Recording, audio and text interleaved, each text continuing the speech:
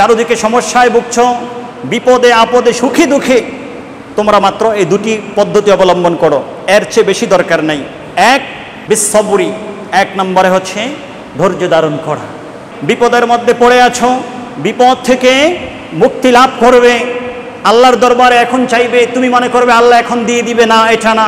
ধৈর্যের আগুন দিয়ে তোমাকে পুড়িয়ে তোমাকে তিনি খাঁটি করে তুলবেন, শুদ্ধ করে তুলবেন, পরিশুদ্ধ করবেন। তারপরে ধৈর্যের লেবাস পরিয়ে তোমাকে সম্বোধন করে আল্লাহ তার হাবিবের মাধ্যমে বলবেন, হাবিব গো অবশ্যই সাবিরিন। বিপদে পড়ে আগুন দিয়ে আমি তাকে পুড়িয়ে পরিশুদ্ধ করেছি, খাঁটি করেছি, সুতরাং আপনি তাকে সুসংবাদ দিয়ে দিন, সে আমার জান্নাতের মধ্যে সরাসরি চলে যাবে। 2 নম্বর যে চিকিৎসাটি দিয়েছেন সেটা হচ্ছে ওয়াসসালা, নামাজের মাধ্যমে সে যেন ধৈর্য ধারণ করে।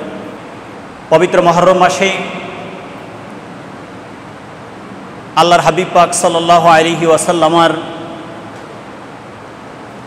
পবিত্র বংশধরগণ ইসলামের পথে, ইসলামকে রক্ষার জন্য নিজেদের জীবনকে উৎসর্গ করে দিয়েছেন। এ পথে ওনারা পরিপূর্ণ ধৈর্যের পরিচয় দিয়েছেন। ধৈর্য ধারণ করেছেন আহলে বাইতের সদস্যগণ। ইমাম হুসাইন আলাইহিস সালামের সাথে 72 জন নবী পরিবার ছোট থেকে বড় আল্লাহর রাস্তায় শহীদ হয়ে গিয়েছেন। চরম ধৈর্য ধারণ করেছিলেন। যেরকম ধৈর্য ধারণের রেজাল্ট, যেরকম ধৈর্য ধারণের নমুনা, উদাহরণ একমাত্র তাদের মাঝেই পাওয়া যায়, অন্য কারো মাঝে এরকম ধৈর্য ধারণের উদাহরণ খুবই বিরল অথবা পাওয়া যায় না বললেও চলে। ইমাম হুসাইন আলাইহিস সালামকে যখন শহীদ করা হয়েছে,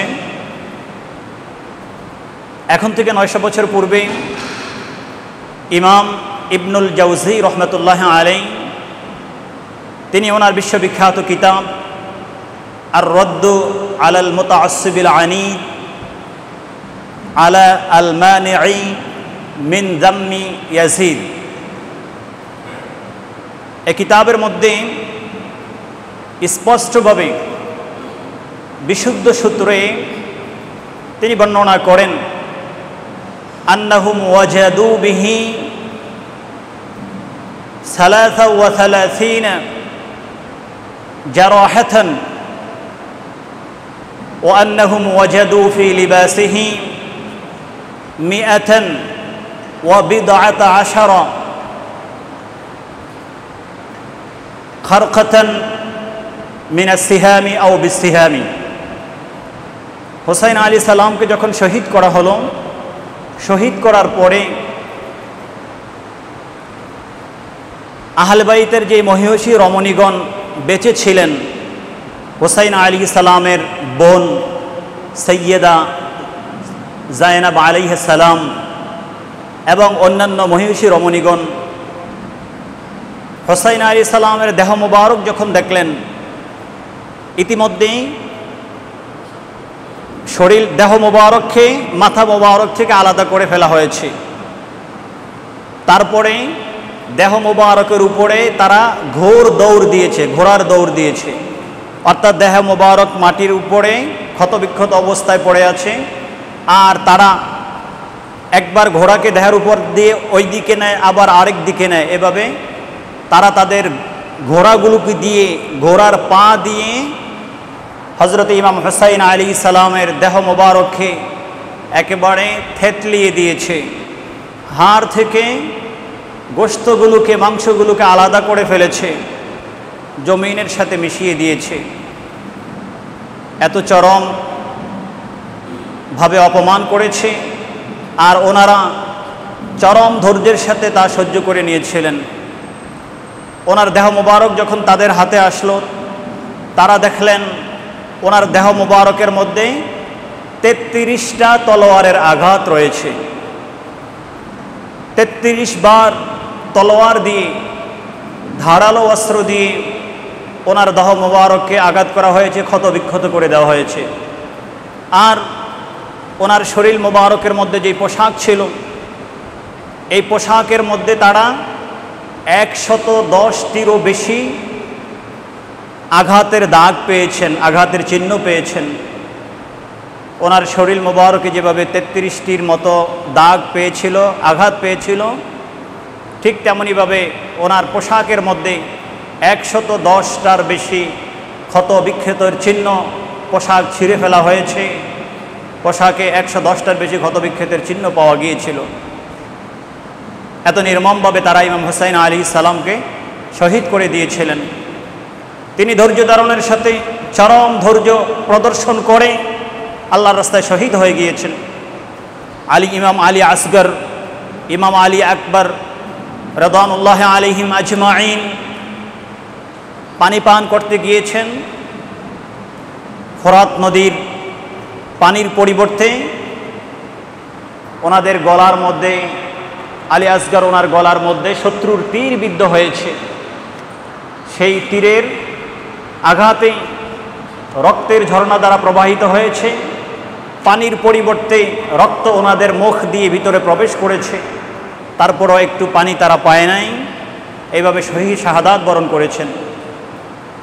আহলে বাইত পরিবারের সদস্যগণ একে একে এভাবে 72 জন আল্লাহর রাস্তায় শাহাদাত বরণ করেছেন। এই শাহাদাতে ওনারা চরম ধৈর্যের পরিচয় দিয়েছেন। একটু আল্লাহ রসুলের পথ থেকে ওনারা দূরে সরে যান নাই, একটুও ধৈর্য থেকে বিচ্যুত হন নাই, পরিপূর্ণ ধৈর্যের উপরে তারা ছিলেন। ধৈর্যের পরিচয় দিয়ে নিজের মাথা দিয়ে দিয়েছেন। তারপরেও দিন ইসলামকে ইয়াজিদের কাছে বিক্রি করে দেন নাই। এজন্যই মনীষীগণ বলেছেন, ইসলাম জিন্দা হোতা হয় হর কারবালা কি বাদ। ইমাম হুসাইন আলাইহিস সালাম আহলে বাইতের সদস্যগণ তারা যেই মহান ধৈর্যের পরিচয় দিয়ে নিজেদেরকে আল্লাহর রাস্তায় শহীদ করে দিয়েছেন, ওনারা তো শাহাদাতের মধ্য দিয়ে আল্লাহ রাব্বুল আলামিনের দরবারে অনেক বড় মর্যাদা পেয়ে গিয়েছেন। আল্লাহ অনেক বড় মর্যাদা তাদেরকে দিয়েছেন, অনেক বড় মর্যাদা তারা পেয়েছেন। কিন্তু ইয়াজিদ পাপিষ্ঠ বাহিনী এবং তার অনুসারীরা তারা তো শেষ হয়ে গিয়েছে। তারা ইসলামকে শেষ করে দিতে পারে নাই, বরং ইমাম হুসাইন আলাইহিস সালাম পরিবার সহ শহীদ হওয়ার মাধ্যমে ইসলামকে জিন্দা করেছে। এজন্য প্রত্যেক বছর যতবার কারবালার ঘটনা চর্চা হয়ে থাকে, কারবালার চেতনা মানুষ প্রতিটি বছর নতুন করে যতবারই ধারণ করে, প্রত্যেকটি বছর কারবালার আলোচনার মাধ্যমে, চেতনাকে জাগ্রত করার মাধ্যমে এই পৃথিবীতে ইসলামের জয় গানকে আবার নতুন করে জাগিয়ে তোলা হয়। হর কারবালা কি বাদ ইসলাম জিন্দা হোতা হয়, যে প্রত্যেক বছর কারবালার পরে, এই ঘটনার পরে ইসলাম জিন্দা হয়ে যায়। মুসলমানদের মধ্যে ঈমানি চেতনা আবার নতুন করে চলে আসে। ঈমানের দীপ্ত শিখায় মুসলমান আবার প্রজ্বলিত হতে থাকে। ঈমানের মহান পরীক্ষা যার মাধ্যমে হয় তাকে ধৈর্য ধারণের মাধ্যমে মুসলমান তারা তাদের জীবনের মধ্যে আবার মহান শক্তি পেয়ে থাকে। আর এই শক্তি নিয়ে তারা সামনে চলতে থাকে। এখান থেকে একটি শিক্ষা শুধু আমি বের করতে চাচ্ছি, সেটা হচ্ছে ওনারা ধৈর্যের পরিচয় দিয়েছেন। ধৈর্যের চরম পরিচয় দিয়ে ইসলামকে অটল অবিচল রেখেছেন, যার কারণে ইসলাম এখন পর্যন্ত সেভাবে রয়েছে। এখন পর্যন্ত ইসলাম বেঁচে আছে। ইনশাআল্লাহু তাআলা কিয়ামত পর্যন্ত ইসলাম এই জমিনের মধ্যে থাকবে। ইসলামও থাকবে, ইসলাম বিদ্বেষীরাও থাকবে। প্রত্যেক যুগে ইমাম হুসাইন থাকবে, প্রত্যেক যুগে ইয়াজিদও থাকবে। ওই দেহগুলো থাকবে না, ইমাম হুসাইনের জাতে পাক থাকবে না, স্বয়ং ইমাম হুসাইন তো প্রত্যেক যুগে থাকবে না। কিন্তু ইমাম হুসাইনের আলাইহিস সালামের চেতনায় উজ্জীবিত মানুষগুলো, ধৈর্যের চরম দৃষ্টান্ত প্রদর্শনকারী মানুষগুলো প্রত্যেক বছর বেঁচে থাকবে। আর তাদের শত্রু ইয়াজিদের প্রেতাত্মারা যারা এই রকম ধৈর্য ধারণকারীদেরকে শহীদ করে দিচ্ছে, এই রকম ধৈর্য ধারণকারীদেরকে দুনিয়া থেকে বিদায় করে দিতে চায় ইসলাম বিদ্বেষী, তারাও থাকবে। প্রত্যেক যুগে ইমাম হুসাইনও আছেন, প্রত্যেক যুগে ইমাম হুসাইন আলাইহিস সালামের বিপরীত শক্তিও আছেন। এই জন্য বলা হয় যে যেখানে মূসা আলাইহিস সালাম যেখানে ফেরাউন সেখানে মূসা।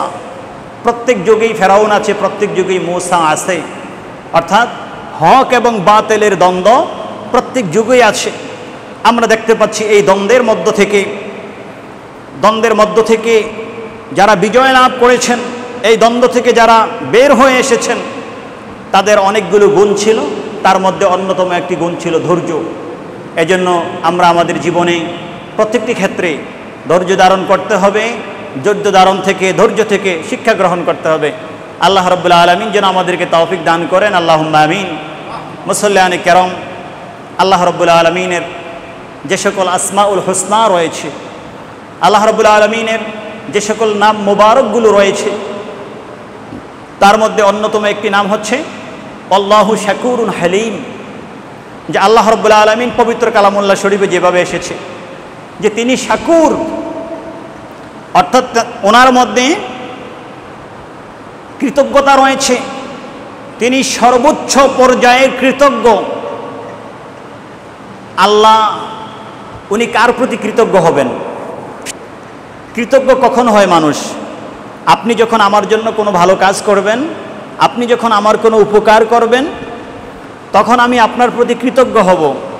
আমি আপনাকে আরবিতে শুকরান বলতে পারি, অথবা ইংরেজিতে আপনাকে আমি থ্যাংক ইউ বলতে পারি, বাংলাতে আমি ধন্যবাদ বলতে পারি, অথবা আমি কৃতজ্ঞতা স্বরূপ আপনি আমার জন্য ভালো কাজ করেছেন, আমি এইরকম একটা ভালো কাজ আপনাকে উপহার দিতে পারি।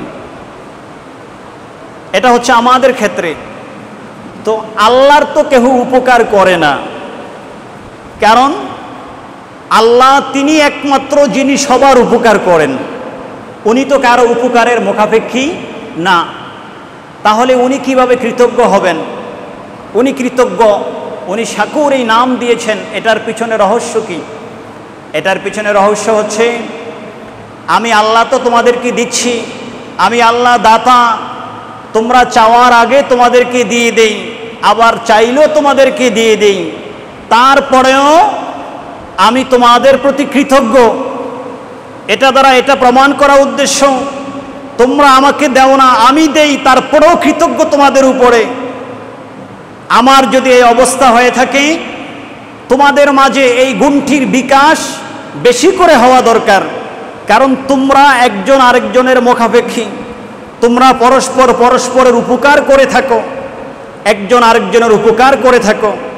তোমাদের যখন কেউ উপকার করবে, ভালো কোনো জিনিস যখন তোমাদেরকে উপহার দিবে, সাথে সাথে তোমরা তার প্রতি কৃতজ্ঞ হবে, তার প্রতি বিনয় আচরণ করবে, ভালো আচরণ করবে, ভালোভাবে সেটার প্রতিদান দেওয়ার চেষ্টা করবে। এটা আমি আল্লাহ শাকুর থেকে তোমাদেরকে শিক্ষা দিয়ে দিলাম। সুবহানাল্লাহ। আল্লাহু শাকুরুন হালিম। আল্লাহ হচ্ছেন শাকুর, আল্লাহ হচ্ছেন হালিম, তিনি চরম ধৈর্য প্রদর্শনকারী। আরবিতে দুটি শব্দ আছে, একটি শব্দ হচ্ছে সবুরুন, আরেকটি শব্দ হচ্ছে হালিমুন। একটি শব্দ হচ্ছে সবরুন। আমরা বাংলাতে বলি না সবর করো, আমরা বাংলাতে বলি তুমি সবর করো। তুমি যদি এই কাজটায় সবর করতে, তাহলে আরও বেশি রেজাল্ট পেয়ে যেতে। সবর মানে ধৈর্য ধারণ করা। আবার আরেকটি শব্দ হচ্ছে হালিমুন, হুলমুন, এটার অর্থ হচ্ছে ধৈর্য ধারণ করা। দুটি শব্দের অর্থ ধৈর্য ধারণ করা, কিন্তু দুটি শব্দের মধ্যে একটু তাত্ত্বিক বিশ্লেষণ রয়েছে। যিনি হালিম হবেন, এটা হচ্ছে উপরের স্তরের, আর যিনি সবুর হবেন, সবর করবেন, এটা হচ্ছে নিচের স্তরের। হালিম এই নামটি আল্লাহ নিজের জন্য রেখে দিয়েছেন বিশেষ করে, কারণ হালিম হচ্ছে তাকে বলা হয় যিনি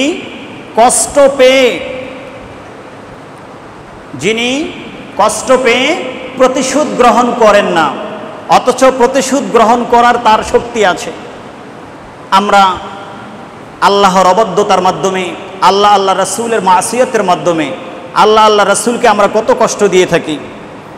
আমরা প্রতিনিয়ত আল্লাহ আল্লাহ রাসূলকে কষ্ট দেই অবাধ্যতার মাধ্যমে, ইবাদত লঙ্ঘন করার মাধ্যমে। আমরা ঠিকমতো ইবাদত করি না, যে কাজগুলো করার কথা বলা হয়েছে আমরা তা করি না, যেগুলো নিষেধ করা হয়েছে আমরা ওইগুলো বেশি বেশি করি।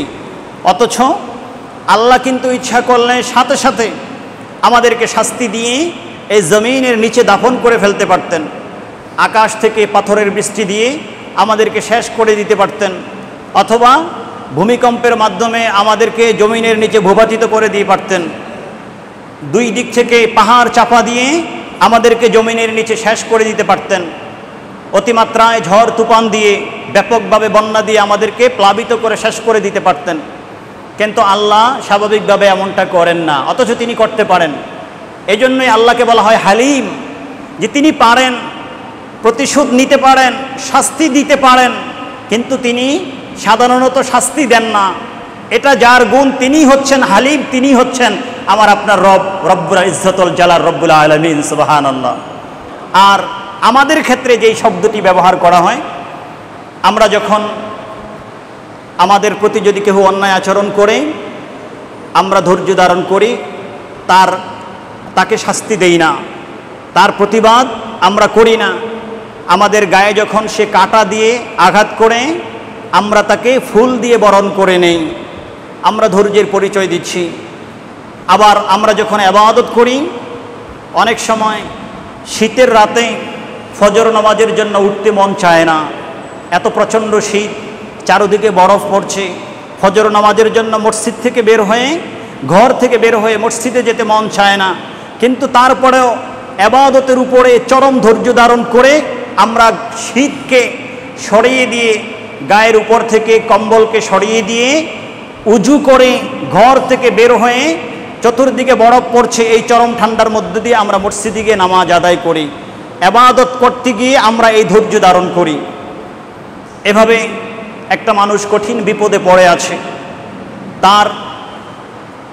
তাকে বিপদমুক্ত করার জন্য নিজে আঘাত সহ্য করে, কষ্ট সহ্য করে, ধৈর্য ধারণ করে আমরা তার পাশে দাঁড়িয়ে যাই।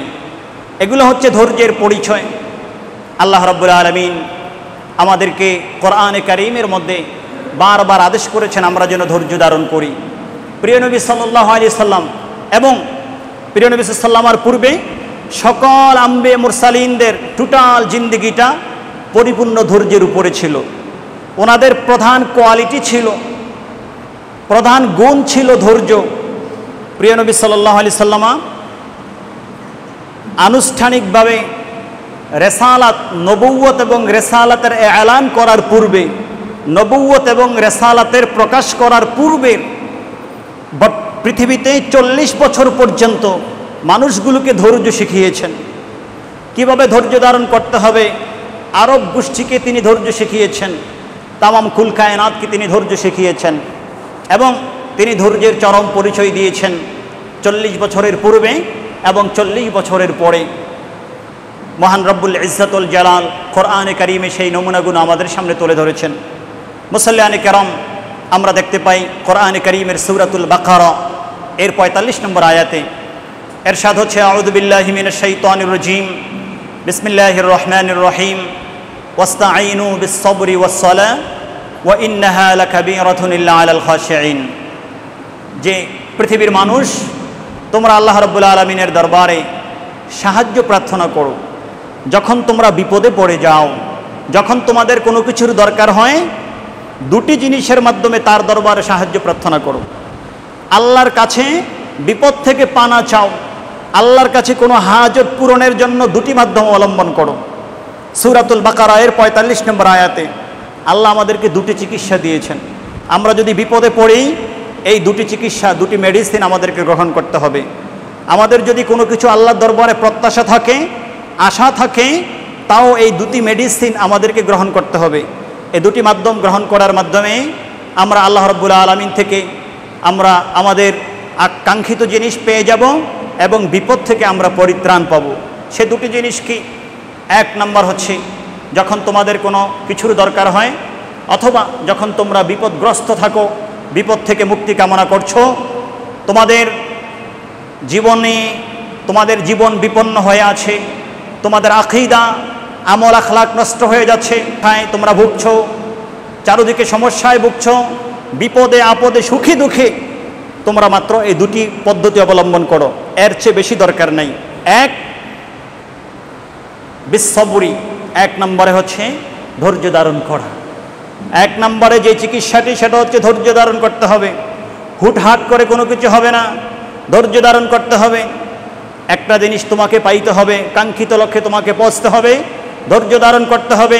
বিপদের মধ্যে পড়ে আছো, বিপদ থেকে মুক্তি লাভ করবে, আল্লাহর দরবারে এখন চাইবে, তুমি মনে করবে আল্লাহ এখন দিয়ে দিবে, না এটা না, হ্যাঁ আল্লাহ এখন দিয়ে দিতে পারেন, কিন্তু তিনি তোমার ধৈর্য পরীক্ষা করবেন, ধৈর্যের আগুন দিয়ে তিনি তোমাকে পোড়াবেন, পুড়িয়ে ধৈর্যের আগুন দিয়ে তোমাকে পুড়িয়ে তোমাকে তিনি খাঁটি করে তুলবেন, শুদ্ধ করে তুলবেন, পরিশুদ্ধ করবেন, তারপরে ধৈর্যের লেবাস পরিয়ে তোমাকে সম্বোধন করে আল্লাহ তার হাবিবের মাধ্যমে বলবেন, হাবিব গো অবশ্যই সাবিরিন, বিপদে পড়ে আগুন দিয়ে আমি তাকে পুড়িয়ে পরিশুদ্ধ করেছি, খাঁটি করেছি, সুতরাং আপনি তাকে সুসংবাদ দিয়ে দিন, সে আমার জান্নাতের মধ্যে সরাসরি চলে যাবে। সে দুনিয়াতেও সুসংবাদ প্রাপ্ত, আখিরাতেও সুসংবাদ প্রাপ্ত, দুনিয়া এবং আখিরাতে সে সফলতা লাভ করবে। দুই নম্বর যে চিকিৎসাটি দিয়েছেন সেটা হচ্ছে ওয়াসসালাহ, নামাজের মাধ্যমে সে যেন ধৈর্য ধারণ করে। এজন্য ওলামায়ে কেরাম বলেছেন, কোরআনে কারীমের যারা তাফসীর করেছেন, প্রিয় নবী সাল্লাল্লাহু আলাইহি ওয়াসাল্লাম সবার আগে এবং সাথে অন্যান্যরা সবাই মিলে বলেছেন যে তুমি যখন বিপদে পড়বে, বিপদে পড়লে সাথে সাথে উজুখানায় যাবে, একটু পানি দিয়ে সাথে সাথে পুত পবিত্র হবে, একটু উজু করবে, তারপরে রব্বে কারীমের কুদরতি কদম মোবারকে সেজদায় পড়ে যাবে, আল্লাহর দরবারে কায়েমনে দোয়া করবে। সেজদা থেকে উঠে তুমি দেখবে নামাজে সেজদা করার আগে তুমি বিপদগ্রস্ত ছিলে, তোমার বিপদ ছিল, সেজদা থেকে উঠার পরে দেখবে তোমার আর সেই বিপদ নাই, বিপদ কেটে গিয়েছে। এ চিকিৎসা আল্লাহ দিয়েছেন, আমাদেরকে দিচ্ছেন, যুবকদেরকে দিচ্ছেন, সবাইকে দিচ্ছেন। যারা আমরা নিয়মিত অভিযোগ করি আমি ডিপ্রেশনে ভুগছি, হতাশায় ভুগছি, চিন্তায় ভুগছি, আমি চিন্তা থেকে বের হতে পারছি না। আপনারা দেখেন আমাদের দেশে, সারা পৃথিবীতে, বিশেষ করে পশ্চিমা বিশ্বে এখন সুইসাইডের সংখ্যা বেড়ে যাচ্ছে, আত্মহত্যার সংখ্যা বেড়ে যাচ্ছে। কেন যদি প্রশ্ন করা হয় কেন আত্মহত্যার সংখ্যা বাড়ছে, তখন এটার একটাই জবাব আসছে যে এই যুবকরা বিশেষ করে তারা এমন সমস্যার মধ্যে, এমন চিন্তার মধ্যে, ডিপ্রেশনের মধ্যে পড়ে আছে, এখান থেকে বের হওয়ার পথ তারা খুঁজে পাচ্ছে না। তারা এমন কাউকে পাচ্ছে না যে এই কঠিন পথ থেকে, চিন্তা থেকে, দুশ্চিন্তা থেকে, এই বিপদ আপদ থেকে তাদেরকে কেউ বের করে আনবে, এরকম কোনো চিকিৎসক তারা খুঁজে পাচ্ছে না। যার কারণে আত্মহত্যার সংখ্যা সারা পৃথিবীতে বেড়ে চলছে, অনেক বেশি বেড়ে চলছে। যেভাবে আত্মহত্যা একদিকে যুবকদের মাঝে বেড়ে চলছে, আরেক দিকে পশ্চিমা বিশ্বে বিশেষ করে ডিভোর্সের সংখ্যা বেড়ে যাচ্ছে, স্বামী স্ত্রীর বিচ্ছেদ বেড়ে যাচ্ছে। কিছু থেকে কিছু হলেই একজন আরেকজন থেকে পার্থক্য হচ্ছে, সংসার ভেঙে যাচ্ছে। এটার একমাত্র কারণ আল্লাহ রসুল যে চিকিৎসা দিয়েছেন ওই চিকিৎসা সেই জায়গায় নাই, সেই ঘরে নাই, সেই বাড়িতে নাই, সেই পরিবেশে নাই, সেই স্থানে নাই, ওই জায়গাগুলোতে না থাকার কারণে এটা হচ্ছে। অথচ কোরআন বলছে শোনো, কিছু দরকার নাই, তুমি চিন্তায় পড়ে আছো, বিপদে পড়ে আছো, এটার সমাধান পাচ্ছ না, দীর্ঘদিনের বিপদ সমাধান পাচ্ছ না, আত্মহত্যা করবে কেন? আত্মহত্যা করা দরকার নাই। যে আল্লাহ জীবন দিয়েছেন সেই আল্লাহই তো তোমাকে তোমার জীবন কিভাবে রক্ষা করতে হবে সেই চিকিৎসা তিনি পবিত্র কোরআনের মধ্যে দিয়ে দিয়েছেন। যে আল্লাহ তোমাকে জীবন দিয়েছেন তিনি দায়িত্ব গ্রহণ করেছেন তোমার জীবনকে কিভাবে রক্ষা করতে হবে। শুধু তিনি যেই চিকিৎসা তোমাকে দিয়েছেন সেই চিকিৎসা তোমাকে গ্রহণ করতে হবে। এই জন্য কোরআনে কারীম বলছে, বাবা শোনো, যুবক শোনো, যখন হতাশাগ্রস্ত হবে, বিপদগ্রস্ত হবে, কোনো কিছুর দিকে যাওয়া দরকার নাই, তাড়াতাড়ি উজুখানায় যাও, গিয়ে উজু করো, তারপরে মসজিদে এসে বা তোমার ঘরে পবিত্র জায়গায় 2 রাকাত নামাজ পড়ো, আল্লাহর দরবারে সেজদায় পড়ে যাও, দেখবে সেজদা থেকে উঠতে দেরি তোমার বিপদ কাটতে দেরি নাই, বিপদ দূর হতে দেরি নাই। সুবহানাল্লাহ, সুবহানাল্লাহ। এই চিকিৎসা মুসল্লিয়ানে কেরাম আপনারা গ্রহণ করেন। আমি নিজেকে নসিহত করছি, আমি নিজে গ্রহণ করার জন্য, আপনাদেরকে নসিহত করছি আপনারা গ্রহণ করার জন্য। আমরা যেই সমাজে যেই জায়গায় বসবাস করছি, আমাদের সমাজকে গ্রহণ করার জন্য, সবার আগে আমাদের ফ্যামিলিকে গ্রহণ করার জন্য এই মেডিসিন সবাইকে দেন। দেখবেন আত্মহত্যা আমাদের সমাজে থাকবে না, আমাদের সমাজের যুবকরা আর হতাশায় ভুগবে না, আমাদের সমাজের যুবকরা আর ডিপ্রেশনে ভুগবে না, দুর্দশার মধ্যে ভুগবে না, বিপদ আপদের মধ্যে তারা নিমজ্জিত থাকবে না। আল্লাহ যেন আমাদেরকে তৌফিক দান করেন, আমাদের যুবকদেরকে তৌফিক দান করেন। সকলে বলুন আল্লাহুম্মা আমিন।